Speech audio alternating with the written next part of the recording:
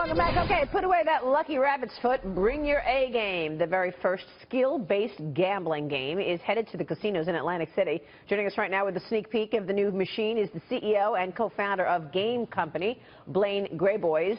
Good to see you, Blaine. Thank you so much for joining us. Thanks for having me. Well, this seems like a marriage made in heaven, gaming and gambling and video games. Tell us a bit about the game. Sure, this is our first game. It's called Danger Arena. It's a first-person action game where the player's fighting against robots. If they take out 6 robots, they get half their bet back. They're in the money. Take out 10 robots, 25 times their bet. I'm surprised we didn't see video games and gambling merge sooner. It seems like a perfect combination.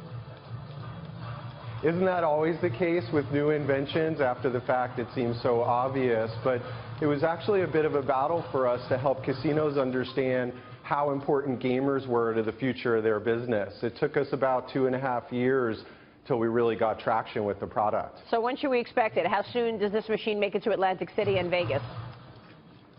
We're actually live today at the 3 Caesars properties in Atlantic City at Caesars, Bally's, and Harrah's. We've been live for about 10 days now. We've been learning so much as we see real people play the game. Hey, Blaine, the odds are always stacked in favor of the house when you're at a blackjack table or a roulette table. How does the casino benefit from this? Are the odds stacked for the house in these games? Do the robots get tougher to kill once you get closer to 10 and you're getting all your money back? So we do have a patent on the system and method for managing what's called the return to player. And the game has a similar return to player to slot machines or electronic poker or blackjack. The way I like to explain it is that even the best blackjack player sometimes gets a hand that they can't beat. So in this game, there's more than 10,000 maps, and the only random element to the game is which map you're playing in each game session. From there, it's completely up to the player's skill to get the best outcome and score and payout in each game. So it doesn't track the game player or get harder or more difficult. It's really just about which map they're playing in. Blaine, this looks like to me like a good way to get perhaps a younger audience into Atlantic City. So what are you expecting? Who do you think is going to be playing this new game?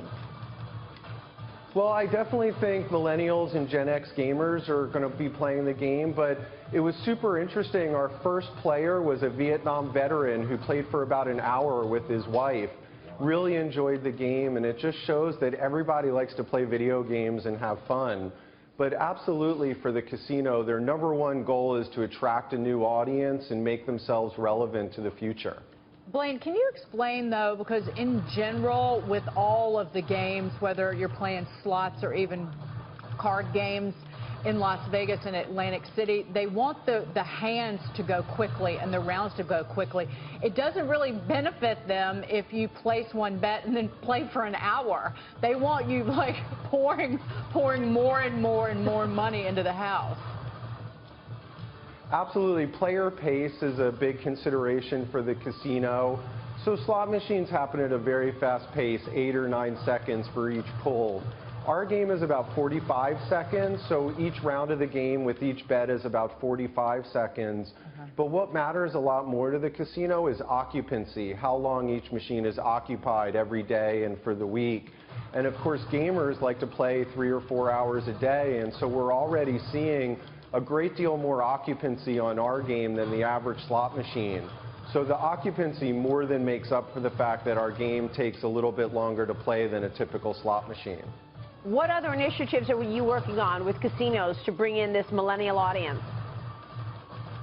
Well, this is our first game. We'll be releasing a new game in December this year, and then a new game in our library about every 6 to 8 weeks in 2017.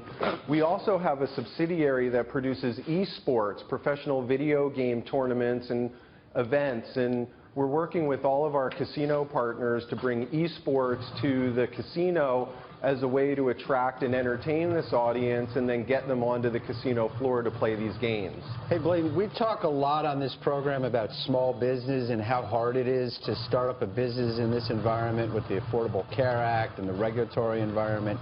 How hard has it been for you to get this off the ground? What have been the biggest obstacles for you?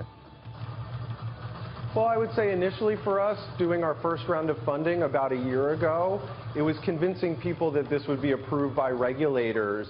And also because we were bringing together these two industries of video games and casinos, we had to explain to each different group why it was relevant to the other, why from the casino standpoint video games were important, and why from the video game standpoint casinos were important.